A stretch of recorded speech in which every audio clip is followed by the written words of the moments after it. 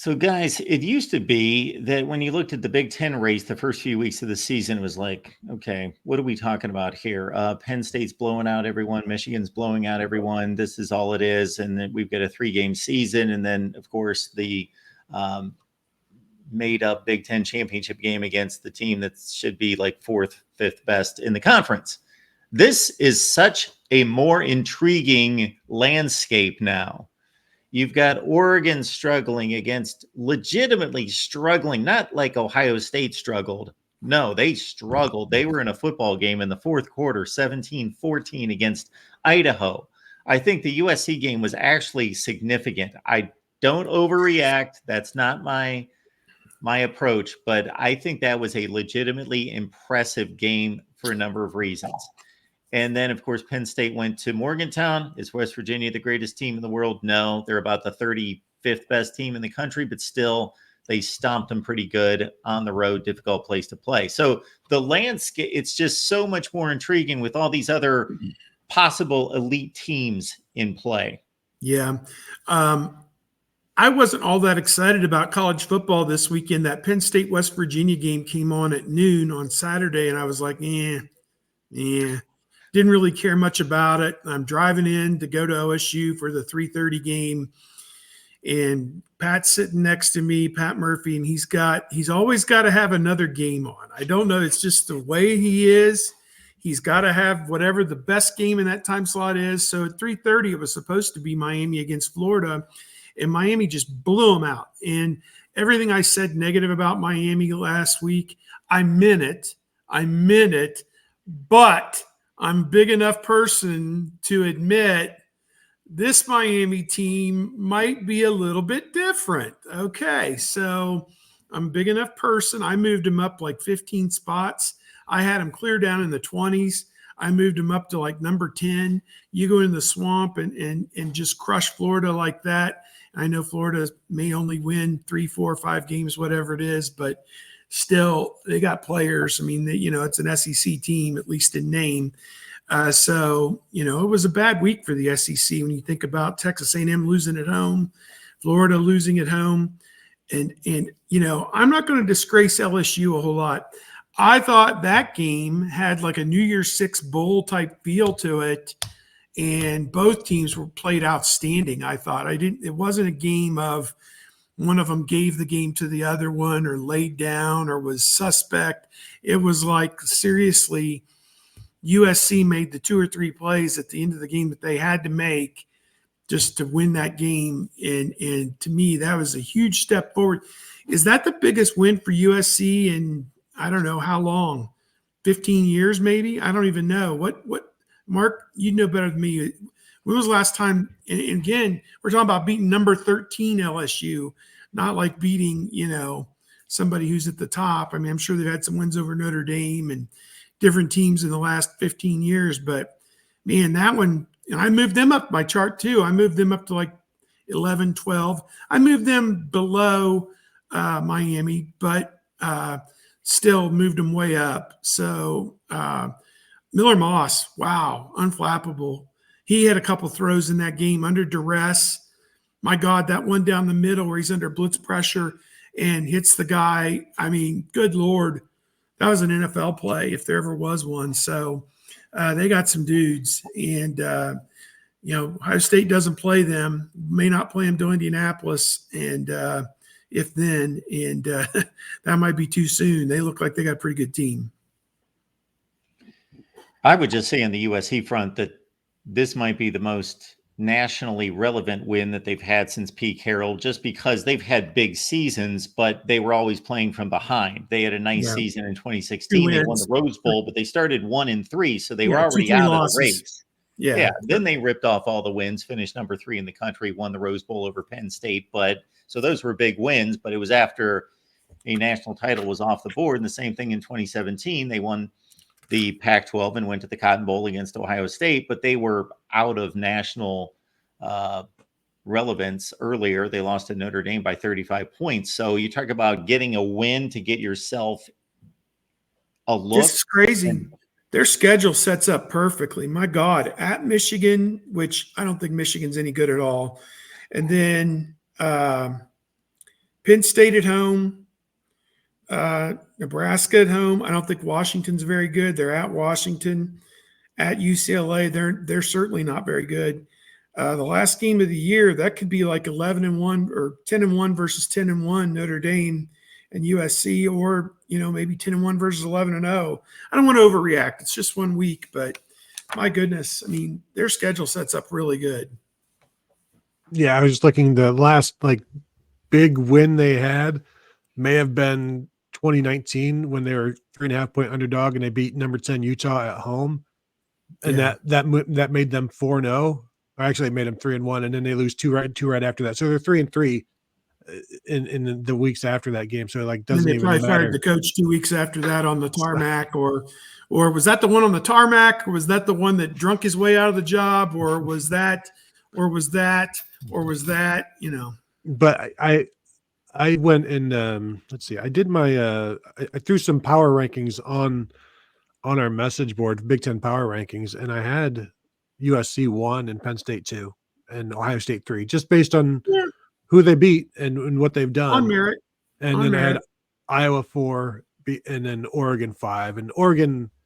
That was woof. That was not great. When you're throwing the ball 48 times and you're scoring 24 points and you're only, you're completing 41 passes for not even 9 yards at a completion. This is a dink and dunk, can't run problem. But again, week 1, and that's the caveat that you should just have. Please smash the like button and rotate that with it's just week 1.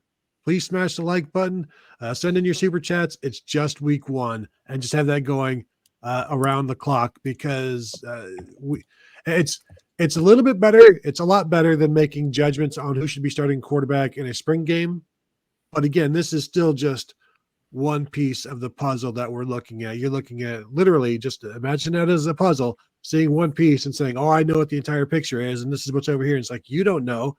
You don't know what's over on this corner of the picture, because it has yet to be developed, and we have yet to see it, and lots of things can happen. And but I do like what I saw from USC, and I tweeted it out watching that Michigan fans, they got to feel like they're in trouble right now with that game, because when that's week 4 or game 4, and you're already likely going to have a loss against Texas, not good. This could get ugly this week if Quinn Ewers gets hot. Now, I know Michigan's got a great defense, so Michigan may hold them to 28 points, but I can't see Michigan against a good defense scoring more than 13, 14. I don't know. It doesn't feel like there's much there. I don't, I guess let's play this game this week, and then we'll know really what Michigan has or they don't have. There was a really funny meme out there. The Big Ten did go 17-1 in the first week, and you've got all the new, somebody representing all the new schools. Washington, I held up my bargain, and USC, I did what I was supposed to do. At UCLA, we came through it, and Oregon, we won, and then Minnesota, we bleeping didn't do bleep. I mean, they missed a field goal in the last play. North Carolina, got out of there with a 2-point win, and I don't think anybody thinks this North Carolina team is, a top 20 team. But too bad for PJ Fleck. They just found a way to lose that game, and had the lead in the fourth quarter and blew it. But is what it is, I guess. Against the backup quarterback. Now they, at least Minnesota was missing their best player, but still, when Max Johnson went down and North Carolina brought out the other guy, the running quarterback, they still weren't able to take advantage, and they left it up to a field goal. And as Ohio State fans can tell you, when you leave it up to a field goal attempt, bad things can happen. Can't do that. You saw what USC did. They're like, the guy missed the chip shot earlier. We're putting this ball in the end zone. Now, it was so late in the game, I can't imagine that LSU laid down to let him score to try and get the ball back, because there was only 8 seconds left. That usually happens with about a minute to go, where they got the chance to run it all the way down, and you just kind of usher the running back into the end zone to get the ball back. But, Ohio State lost a game to Texas that way in the Fiesta Bowl one time. They could have taken the clock all the way down, and Boom Heron scored, and they kicked the extra point, or I don't know, they went for two, whatever it was, and then Texas got the ball back and won it. So, yeah.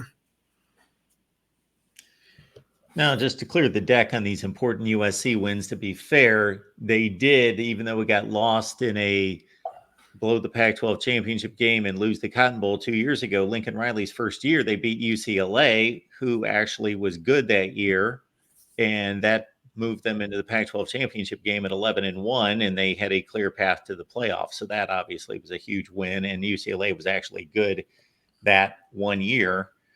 So I guess there's that game. But I phrased it this way as well. When outside of Ohio State, meaning beating Oklahoma a zillion years ago at this point, 2016, and then these 2 wins against Notre Dame in the last 2 years, when is a Big Ten team, non-conference regular season, won a game like this? It's been forever. It's been a long time since anybody else in the Big Ten has won a game like this. And why I think this is significant, the last one I came up with, Michigan beat Notre Dame 5 years ago when Notre Dame was fringe top 10 at the end of the year, when they blasted Notre Dame in the rain at the Big House. But, people were throwing me Wisconsin beat LSU. Well, that was 2016. That was at Lambeau Field, and that was 8 years ago. Wow. And LSU was an 8-4 team at the end of the year, so they were okay. That's probably about what LSU is going to be this year. But what impressed me about USC is, number one, Miller Moss was making NFL throws, and he just got better and better and better. And with all those stats that he threw up against Louisville in the bowl game, it seemed like that was dudes just running free in the secondary constantly. Like, he was forced to make good throws in this game, like ridiculous throws, tight coverage. They weren't gifts. Most of those throws were not gifts. And he just was throwing laser shots. He looked like CJ Stroud in the Rose Bowl in the second half. He was throwing dimes. That's number one. Number two, USC usually falls apart. And they were down a score halfway through the fourth quarter, and they had multiple opportunities to fall apart, to cave in. LSU had their foot right on the neck, could have scored to make it a 2-score game, and USC fought through it, showed a little adversity, fighting through adversity. And then number three is the defense. After week one, the overreaction is always, well, they looked really good on offense, but we got to see how good their defense is. So we don't know yet. It's the total, well, they sucked against them, but they might be really good, but we don't know yet. I know LSU's got a good offense. I know they've got a good offense. They don't have a Jaden Daniels offense, but I know that's a good offense. And if USC was able to at least compete and hold them to 20, that was a good defensive effort. Now, that doesn't mean USC is not going to trip up against Rutgers or going across the country to Maryland. They're certainly capable of that. I'm not anointing them by any stretch, but that was a significant win in my book. If you want to crown them, crown them. This week, as I look through my schedule, there are some intriguing games. Obviously, Texas and Michigan, and if you put my pick in that game is going to be like 31-17 Texas. That's just, and maybe I'm optimistic what they're going to do against Michigan's great defense, but I don't know. I just don't see Michigan moving the football. But whatever. Iowa State at Iowa. This is one of those games. Iowa's dominated this rivalry kind of in recent years, but this is kind of one of those games where you look at it and you say, that's kind of a big bragging rights game. If I was legitimate, which they look like they got their offense on track with McNamara last week, that would be a big one in the Big Ten's feather in their cap. First Big Ten game of the year, Michigan State, Jonathan Smith going on the road at Maryland. Michigan State wasn't very good. Maryland was very good, dominated UConn. I would think Maryland wins that game by double digits, but, guess we'll see. Kansas at Illinois. Once again, Illinois has a chance to strike a blow. This is a ranked Kansas team, or at least they were the first week. Colorado at Nebraska. If Nebraska's for real, God, could that be a shootout? I don't know. Can Nebraska win that game in a shootout? I don't know. Boise State at Oregon. Boy, if Oregon doesn't play any better, do they lose at home to Boise State? I don't know. Utah State at USC. USC. This is the perfect setup for USC. Everyone's patting them on the back, telling them how great they are, and they could go into the 59th minute against Utah State. The game could still be, undecided. So that's some of my quick thoughts on the Big Ten. Some really good games across the Big Ten landscape this week. I just like the fact that I'll be getting home at like, I don't know, 1 a.m, and there will still be like 2 Big Ten games on, and I'm living the life right now. Get to watch the Utah USC on Big Ten Network starting at 11, and then the Oregon Boise State at like 10. So it's nice to yeah. Do you know what they're saying on the Oregon message boards this week? I'm not buying Peacock. I'm not buying I won't buy Peacock. I will not buy Peacock. And then those same people will be the first ones chiming in after, well, what I saw was, and I am not buying Peacock. I will not buy Peacock. You feel for those people out there as well, having the struggle with getting the Big Ten Network on some of their carriers out there that we all went through it, 2 decades ago almost now at this point. I remember the day that our cable company finally got the Big Ten Network. The DirecTV people were in the living room looking at like, well, we'd have to drill a hole right here. And then like, I got a call, a text or something. Yeah. I was like, stop. We got the Big Ten Network. I need you out of the house. So you get your dirty equipment and your drill and you get out of my house. So, since it's a 7:30 kickoff, I'm going to stay home and watch the Michigan Texas game, all of it. And then I'll hit the road, and I'm looking forward to that one. I don't think it's going to go well for Michigan watching their offense as we did. I will say, and sort of related to your Big Ten non-conference thing, Mark, I went back. This is the first time Michigan has been a 7-point underdog at home to a non-conference opponent since 1988. So Miami? Number 1, Miami. That was a 31-30 win for Miami. I believe, did Michigan come back big in that one and just come up short? Or did Miami came up? Miami was down 30-16 in the fourth quarter. Yeah, I remember as a kid watching 30-14. They compete the big comeback. Yeah, I think it was 30-14. Anyway, a couple scores. Yeah, good stuff.